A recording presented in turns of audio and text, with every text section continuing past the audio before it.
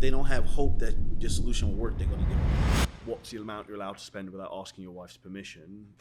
Expose the pain, show them our promise, and give them a process to make it happen. Number one is like natural ability. Number two is probably going to be training, and number three is probably going to be... Welcome to another episode of the Physics to Jack's Financial Stack podcast. Today we have got our head coach, Coach Korby. Today we're going to go through, I'd say, probably the biggest problem people have when growing their online businesses, and that's when someone says to them, I need to think about it. Yeah, that's a very tricky one. I need to think about it usually means a couple things. One, they're broke relative to the price of your product, or they don't have enough money, or they don't believe in your process. So because they don't have belief, they need to think about it. The third reason is what? They want to go research and find what you have cheaper. So those are the three options of I need to think about it. So when you're in sales, you have to determine which one is the thing that's holding them back from moving forward with your process. And from that, you can make a good decision.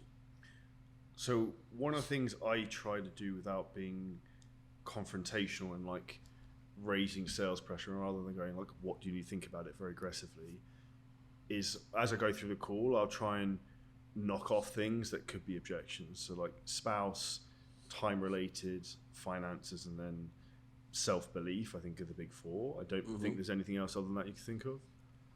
Those are all good. The way I sell, similar, I use those kind of like subconsciously, but these are the questions they need to answer in their mind. Is it easy? And when I say easy, it means something they can do. So if in your program you got to do deadlifts with backflips, you got a very small number of people who can do that, right? So you included that, right? Me included, I can't do it. I mean, you can. Not without killing myself, right? So then the second thing is, right, is it easy? And then you go, is it simple? That's the second part that most people overlook. Is it simple means, is it not complicated and too many moving parts?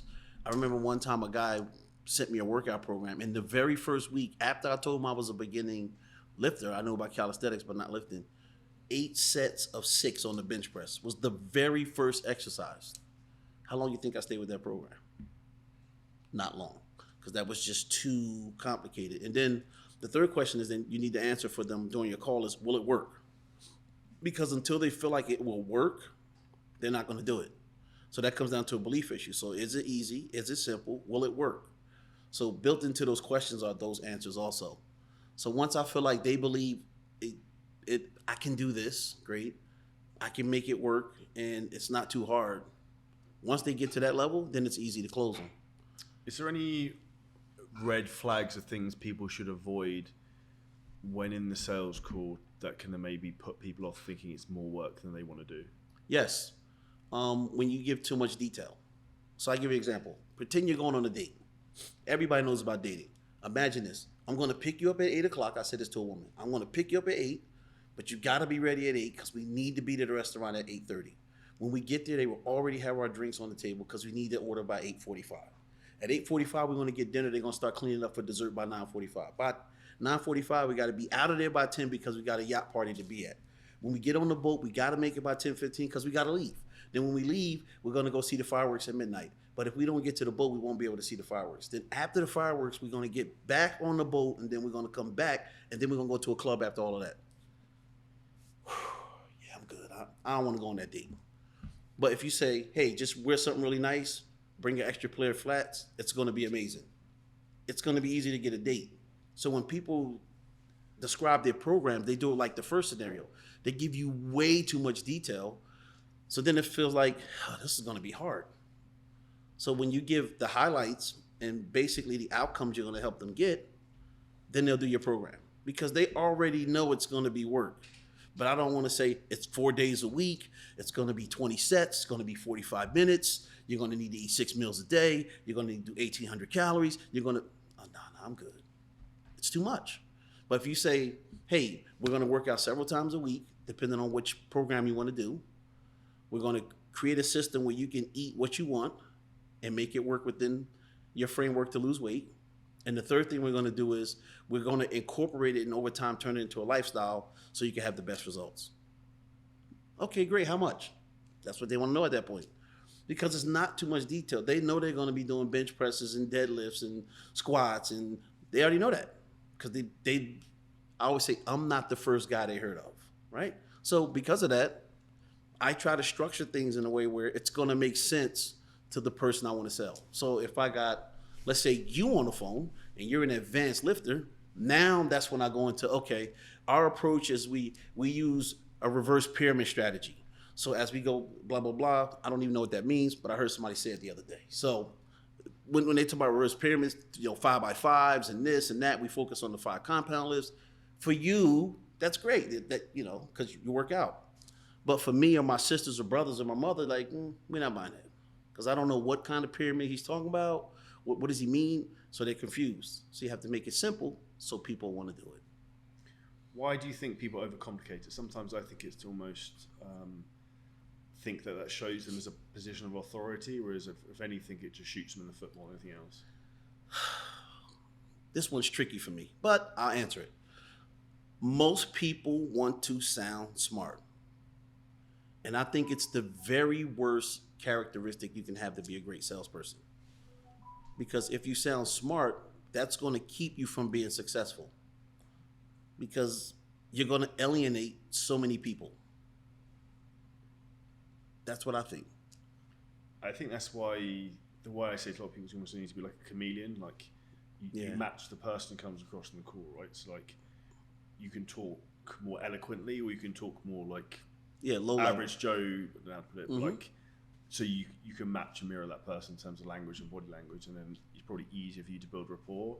Rather than if you're talking from here at high point down to someone, that's a form of friction that's going to come across in the call.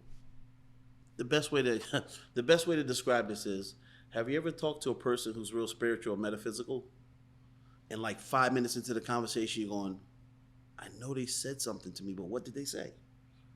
I know it's profound, but what did they say? Because the words they use and how long the sentences are and how complicated, most regular people don't have an inclination or care enough to try to decipher what you're saying. So if they said something like, how do you explain beliefs? You ask a metaphysical person that, it's going to take them 5 minutes. So I say, what is a belief? Okay. So I say, what would I say to my nephew who's 12? Well, a belief is a fixed way of thinking. So when something happens, you're going to think that same way every time. And based on the pattern of it happening in your life over and over, you develop a certain set of thinking skills that cause you to have what's called a belief. Okay, uncle, that makes sense. Or I can go into some heavy duty. He was like, okay, they're not going to know. So I try to match the conversation to the person. So if it's you, it's going to be more detailed if I'm talking about fitness. But if I'm talking to you about rock climbing, I'm just going to be like, bring some gloves. We got ropes. We're going to have fun. But if I'm talking to Marcus, I got to tell him more what kind of mountain it is, because he got dozens of gloves. He got dozens of bikes. So I got to tell him more stuff. So when you're selling, I think it's critical to match the level of information to the person you're talking to. And if you do that, you're going to be fine. I tend to try to go one step below. So if they have college education, so to speak, I speak at a high school level. They have high school level understanding, I speak at elementary. If they have PhD level understanding, I still speak at college level. Because I feel sales is the very worst place to get your ego satisfied. I'd rather have my checks in the bank than say, hey, I handled every objection with no money. Like, that's no good. Ego don't pay bills. Closed contracts do. I think one of the things you said about ego is not paying bills. I think sometimes people have like a superiority complex. Sometimes a fitness trainer is better than the other person. I think that sometimes can come across and causes a lot of issues. Yeah, but here's if I'm coming to you for fitness, I don't care if you're my banker. Because most times I'm not coming to do workouts with my banker. Now, do I want my banker to be skinny? Yeah. But if he's fat and smart, I don't care, because he's going to manage my money. He's not going to help me run laps. So in your area of expertise, you're the expert.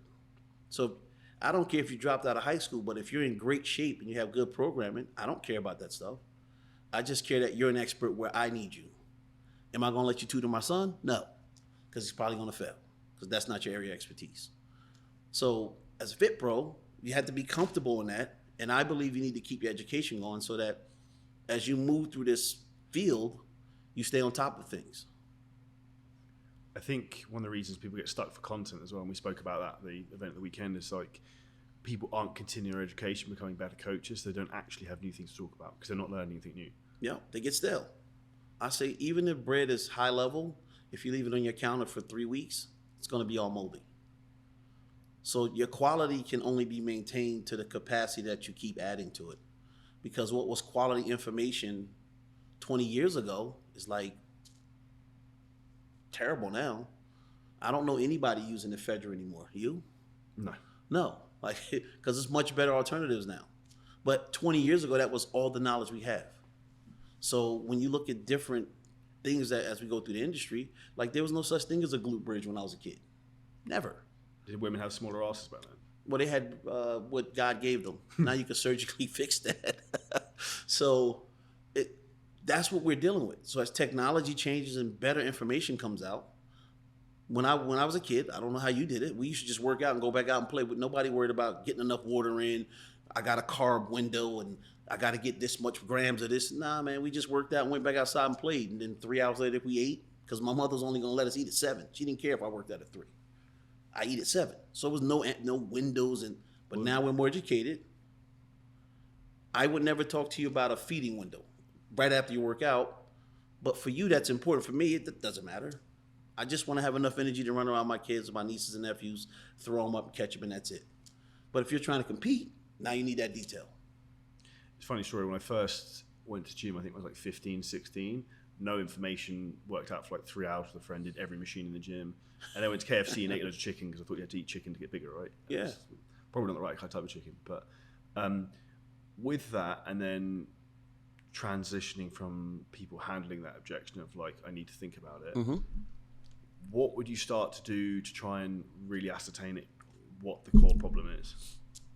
Well, the first thing you want to do is after you present your solution, you always ask them for questions because it's less stressful. That's the word I'm looking for. It's less stressful So if I pitch the solution, ask any questions about it, and then go into the price. Yeah, because think about this. I've been doing it right all these years. That's fine. Well, I go, Charlie, it's 50 grand. Let me tell you about the program. You're thinking immediately, okay, so 50 grand. That's a lot of money. Let's start itemizing. All right, everything he says, I need to get a price for that in my brain. Rather than telling you everything, you go, oh, that sounds like a great solution. When I say 50,000, you're still going to be like, wow, but you're not going to be like, that's not worth it because I gave you a different context. So the reason why you answer questions first before you go to pricing is because when you go to pricing, you want them to only be thinking about pricing. So if you do everything right in your sales presentation, the only objection you should ever really get is money because they can either afford it or they can't. You should never get a spouse objection. You should never really get a think about it. And if you get a lot of I need to think about it, that means your presentation is terrible. So if you do 100 calls, Charlie, and you get I need to think about it like 20, 25 times, you're doing something wrong. So say someone listening to this is in that position, their presentation sucks. Other than joining the mastermind and working with us so we can fix it, what would be a way that they can think, where's the bottleneck in this? Well, the bottleneck comes from they don't believe in you, like I said before, right? They don't think your solution is going to work for them. So the 3 questions, it's not easy, it's not simple, right? And it's too hard. So they go, no, I'm not going to do that. So I try to answer everything before because once they start asking objections, now they get you on the back foot. So I design all my calls and my presentations so that they only have one objection. So my objection that I get at this point is only money. I don't get spousal objections or nothing like that. So if you listen to this podcast, here's my personal suggestion. You train one objection until you master it, and then train another one. Because once you master that objection, you stop getting that question. So I'm sure nobody goes, hey, Charlie, it looks like your chess program's not working. You're never going to hear that because you have a huge chest. So why would they ask that, right? So, but for me, it would say, hey, Korby, what chess program? You need a chess program because my chest is not huge naturally, right? So I just try to say, okay, so if I join your program, I see your results, and I'll say, okay, I don't believe I can. My brain's going, I don't believe I can achieve those results. So how that comes out is, I need to think about it. So what we try to do is immediately answer the objection rather than being curious. So I would say, hey, okay, Charlie, is it okay if I ask you a question? Sure. And I always take a nice deep breath for myself to calm me down while he's saying sure. And I go, okay, so it's either going to be nutrition that I'm not clear about, it's the workouts, or is it our accountability system? Which one's the most confusing for you so I can help you understand everything so you can make a good decision? So what would you say? Pick one. Accountability system. Okay. What I learned is if you buy most courses like P90X or something off TV or most courses online, the course could be great, but without support, you generally are not going to get the results you want, not long term. Because here's what I learned, Charlie. In a month and a half, you're going to want to quit this program. I'm 100% sure of that. So if I don't set up a system that when you get to that point, you don't quit, you need to be able to call me so I can give you the right support to help you fix the program so it works for you.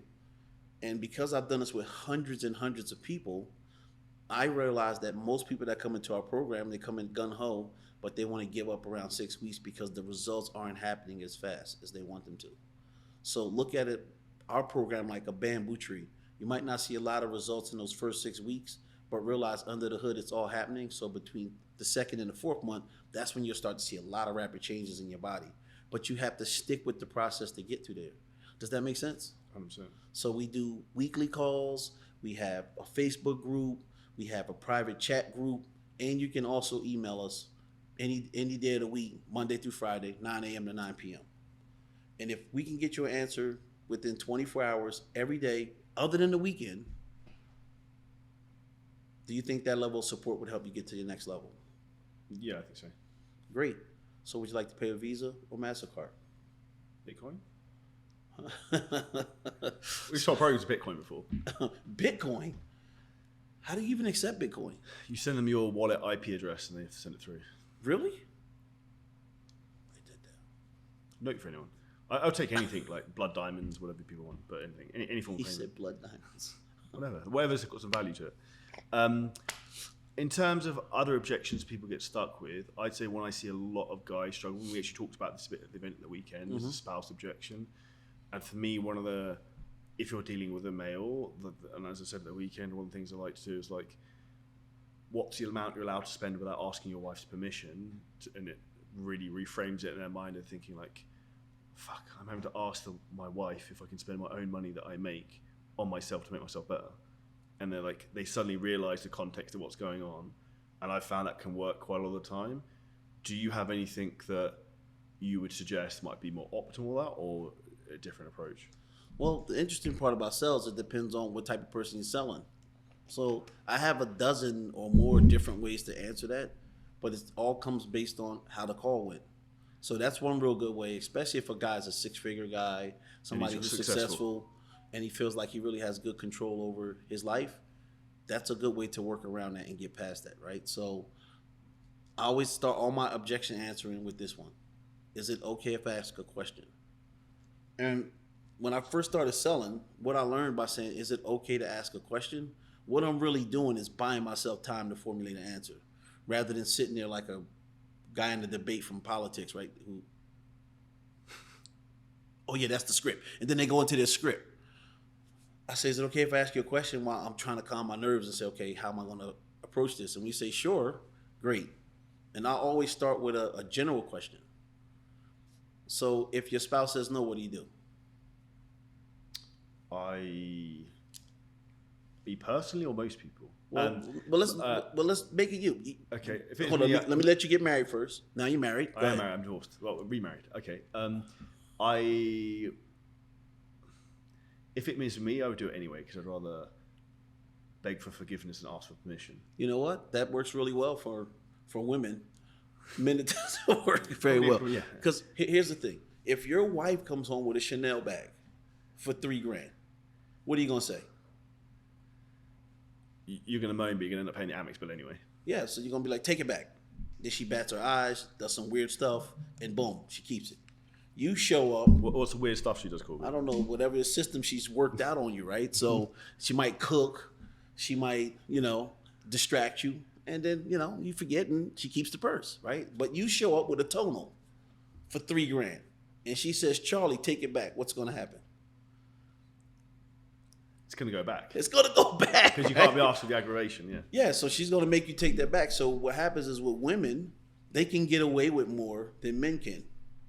Because when a woman says most time, that's stupid. You don't need that. Because the last 2 times you tried to lose weight, Charlie, you didn't do anything. We bought a membership to that Soul Cycle thing. You didn't do anything. And they'll let you know about every mistake. In the 1988, remember when you did them? Wow, that's so long. I didn't even know you did.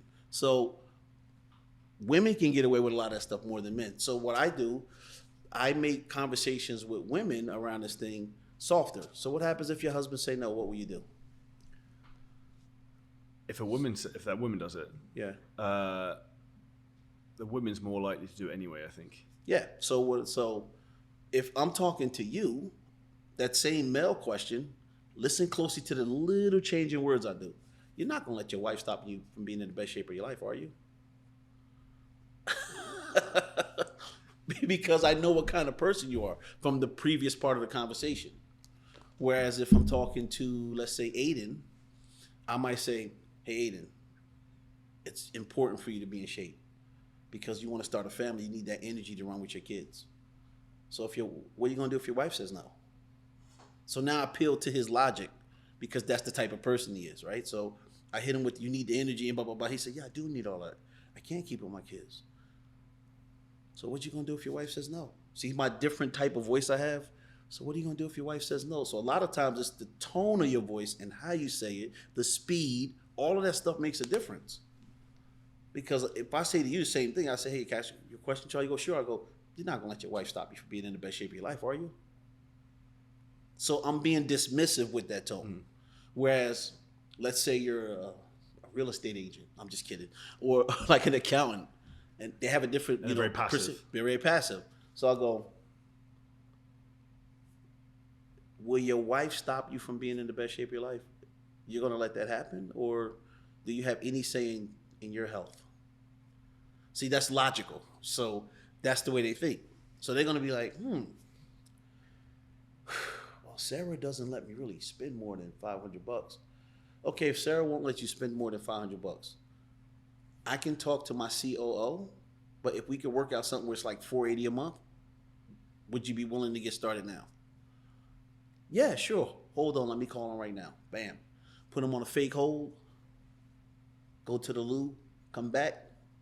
Talk to who I needed to talk to. We can make that work. So will you be using Visa, MasterCard, American Express, or Discover? Unless we discover you have no money. So which one's best for you? They usually laugh. I get their credit card and I'm out of there. So here's another trick when you run into that. Rather than saying Visa or MasterCard, and this is one of the little tricks I used to use back in the day. Always create something to send your clients. Even if it's a mug, something really, really small. Hey, we got a welcome kit we need to send out to you. I didn't ask for the credit card yet. So where would you like us to ship it to?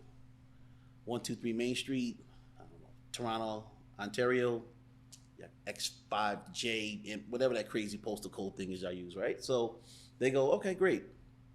Okay, so just make sure this is the correct address, right? Great, we'll get that out to you tomorrow.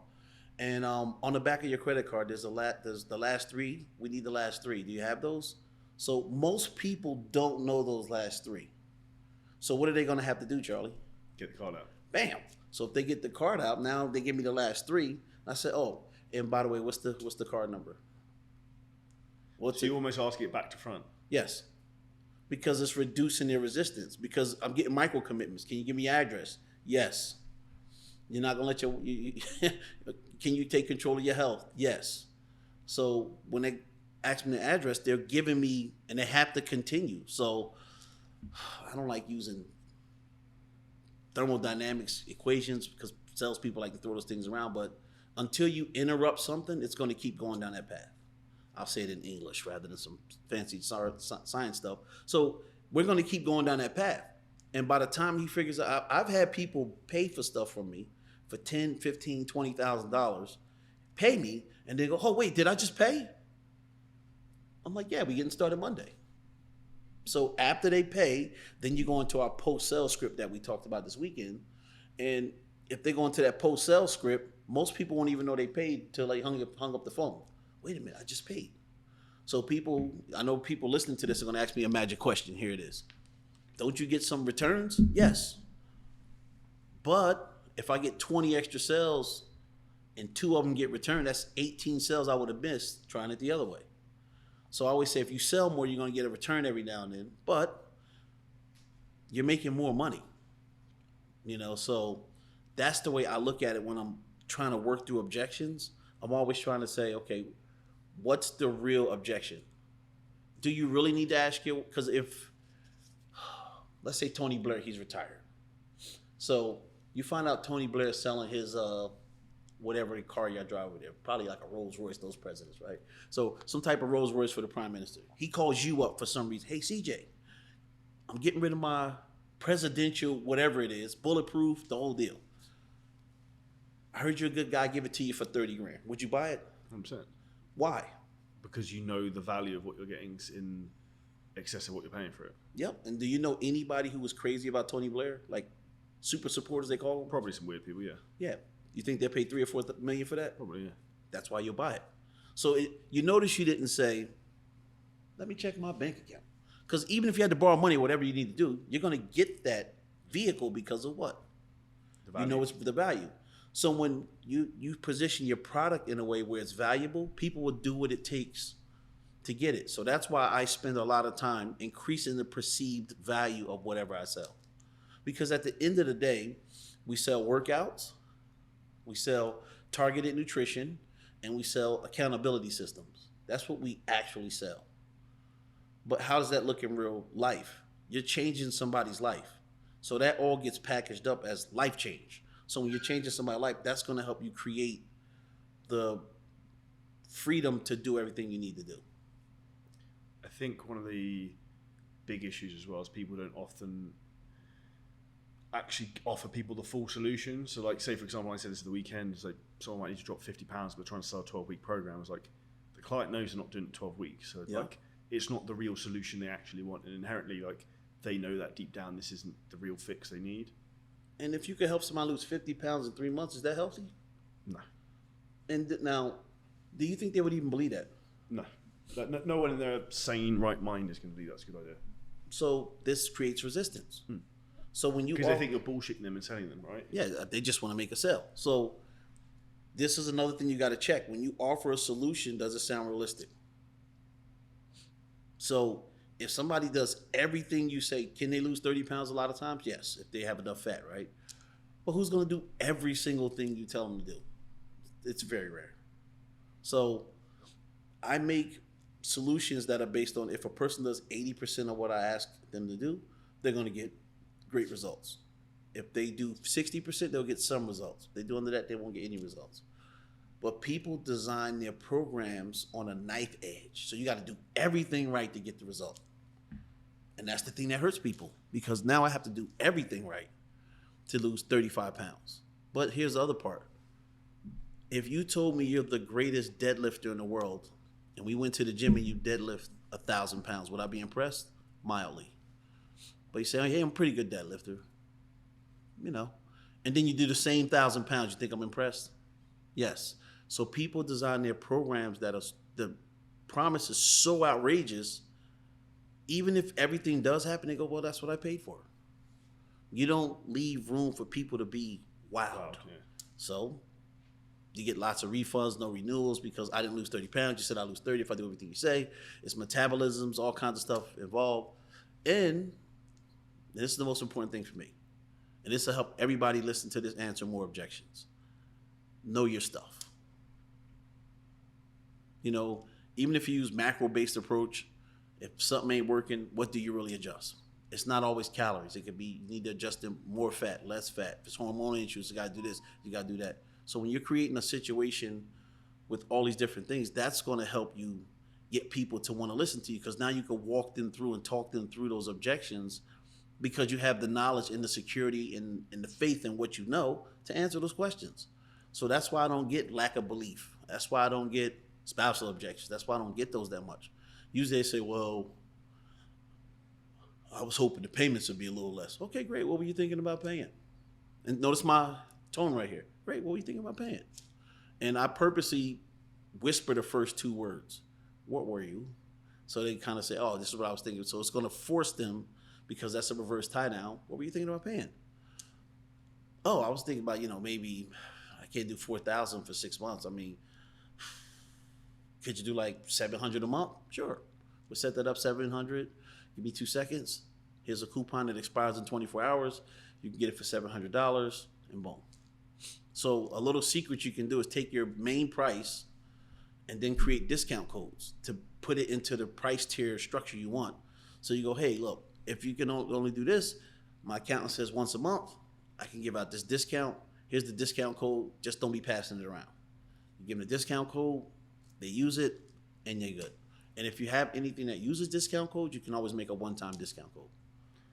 With the sales process, I think a lot of people actually make a mistake when trying to pitch the price, that they often pitch way too low or too short of programs. Because the way I always think is like, you can start high and you can come down, right? If you go in low and like, yeah, that's fine, I'm in. Like, if you start low, where you gonna go? You can't go. That's what I always say. So it's like, you might as well shoot high, and then you can work your way down if you need to, and be flexible with it, even if it's breaking up the length of the program or the payments. Is there any other big mistakes you see people make when it comes to closing, when like pitching the price and the offer side of things? I think the biggest, you're gonna laugh at this, but I think the biggest mistake people make is they turn into a different person once they start to close.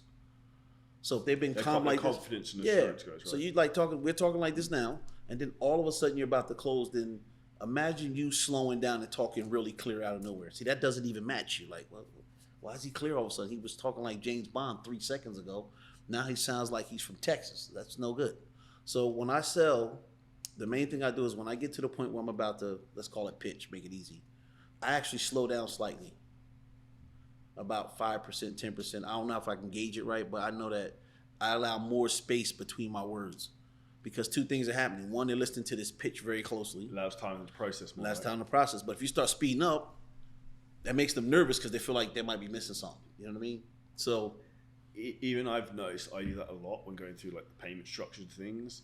I'll do like long pauses, almost like looking up to the sky, like I'm thinking of something, like dragging out, so it gives them more time to like digest and let the cogs turn faster and faster, so they can logically work out that this is a good decision to do, rather than being like, this is the price, bang, how do you want to pay? Which I think is what a lot of people do, is like, it's $1,200. It's too fast. I know a guy, he teaches people, he says, okay, the program's $1,200, let me tell you what you're going to get for that. And then he goes through this long pitch and say, well, what do you think? I'm like, I don't even think they remember the price after 4 minutes. Like, what was the price? So I always say price last.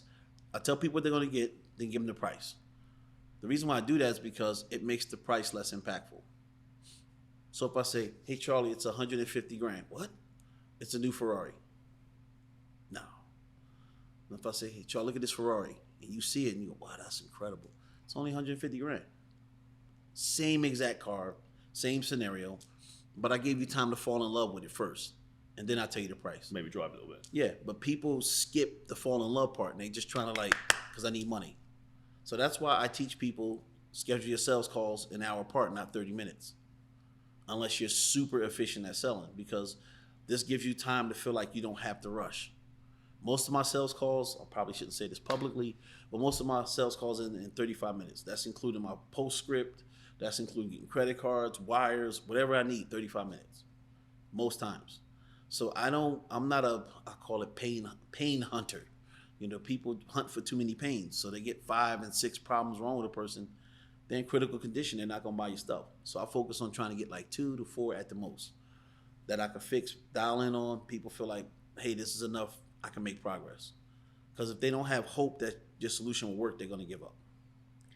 An easy framework thinking about it that I do kind of calls is almost like start the call, just try and drop sales resistance, pretend I'm very relaxed, like I don't really know what's going on, and like that I don't almost have confidence in helping them, and then let them talk for a bit, so then they feel like they're a little bit in control and almost like sharpen up as the call goes on. So then my goal is then to make them problem aware, solution aware, problem aware again, and then go into the pitch. So like before the pitch comes, like turn up the pain a bit, like, and they realize again that they're stuck. They don't know how to do this. Yeah, I agree. For me, one of the, I know if it's called future setting or future pacing, but it's like saying to them like, okay, Korby, the end of the year in 6 months' time, you're going to be in better shape now if you do this on your own.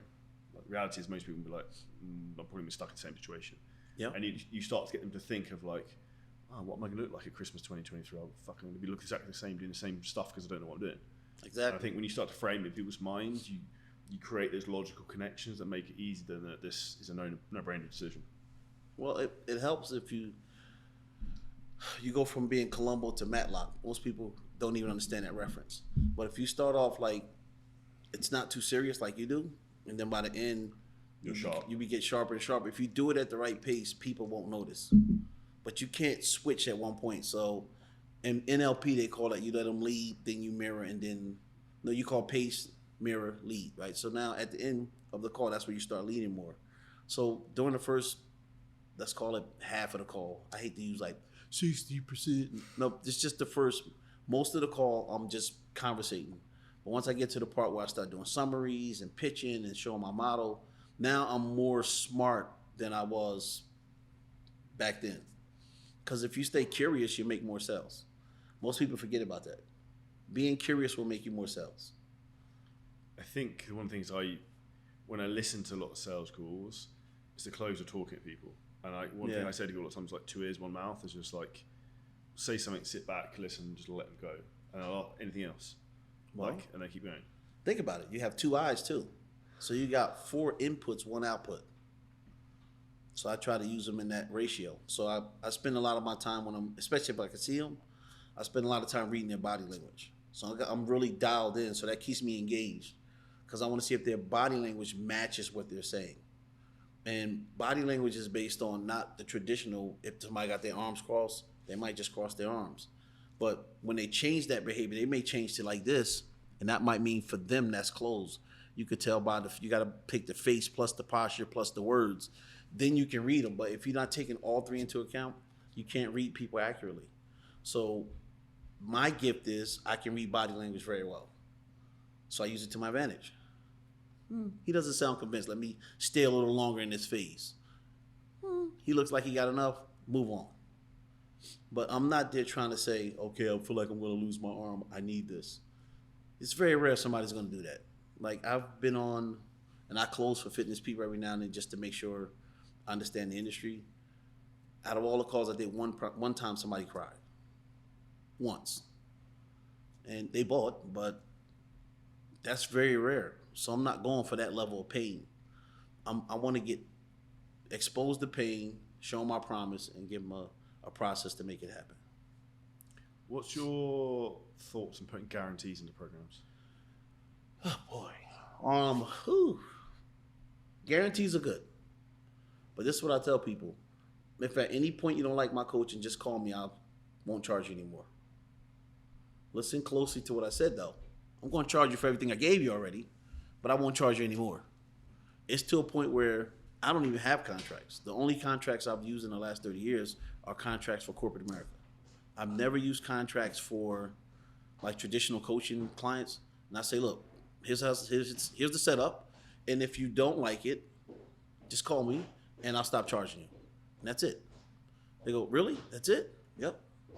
Because I don't ever want to feel like you have to work with me because you got 3 months left on your agreement. The moment you don't want me to be your coach, let me know and I'll stop charging you. Fair? They go, yeah. And then somebody goes, well, what if I start doing something and it don't work the way you said? Well, that's tricky because let's say I give you the money back, but you keep the knowledge. So I spent 6 months giving you all this knowledge. You decide you want all 6 months back. You keep the knowledge and the money, and I get nothing. So I had to pay my team members. I had to do this. I had to do this. I had to do this. So not only am I giving you a refund, I'm losing money because I can't take care of my team.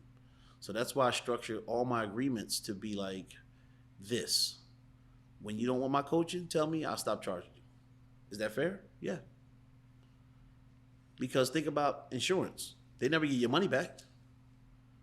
I don't want to use Prudential no more. Okay, we'll stop charging you. You had your protection. We're going to keep the protection.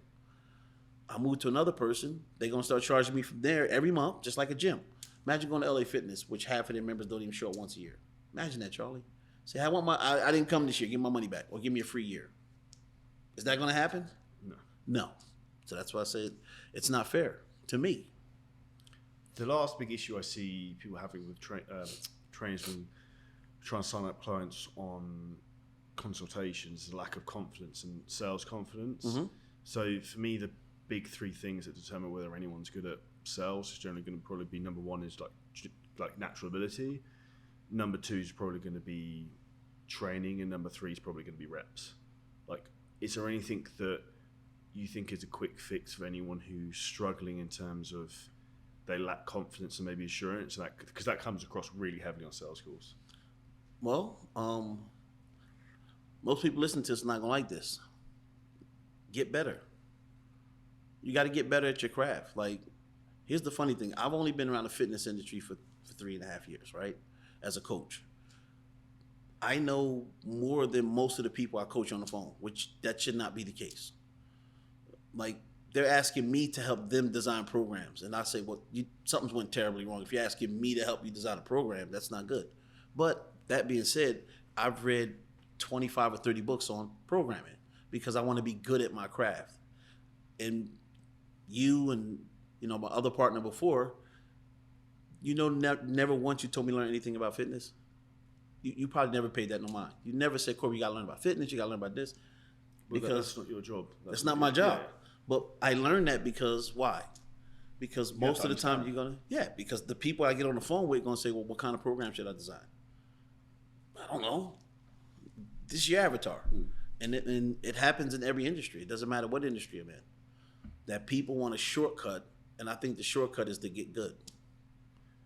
In terms of the shortcut of getting good, is there any regular habits you'd recommend people do? Yeah. I know one of those things is going to be reading, which is you're about to say. So any books and recommendations on that? For sales, a really good book is To Sell Is Human. I think that's one of the best ones. The Language of Trust. Those are two that Jeremy Minor recommended to me years ago.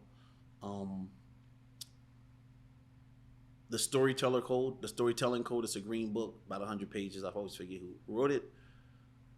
And the No BS Sales Method from Dan Kennedy. Those are good mindset based and give you an idea of how to talk to people, what words to say, how to make it so that people are comfortable. And any book by a guy he's kind of new. His name is Jed Blunt, Jeb, and then Blount. His book on objections is fantastic. If you want to just have some more tidbits here and there, anything by Jeffrey Gitomer, especially if you do face-to-face sales, his stuff's really good.